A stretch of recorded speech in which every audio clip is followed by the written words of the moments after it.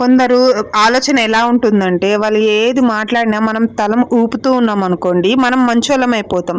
ఇంకా వాళ్ళకి ఏది చేసుకున్నా ఏది ఉన్నా మనం పిలుస్తారనమాట. ఎందుకంటే తల ఊపుతాం కదా.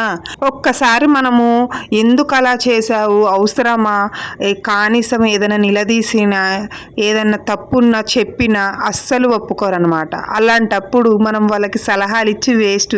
ఏదో మన వాళ్ళు కదా అని మనం సలహా ఇస్తాం, కానీ దారికి పోయాయని తల మీద పెట్టుకోవడంలో మన తర్వాతే ఉంటారనమాట మంచుకుపోయి.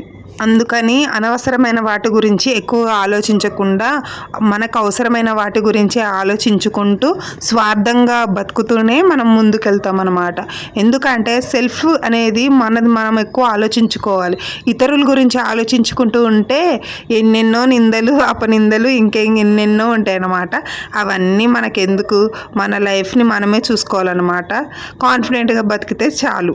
వాళ్ళు వీళ్ళు ఏమనుకుంటున్నారని ఆలోచిస్తే మనము చేయాల్సిందంతా చేయలేకపోతాం అన్నమాట. ఏమంటారు, నిజమేనా? కామెంట్ చేయండి, సబ్స్క్రైబ్.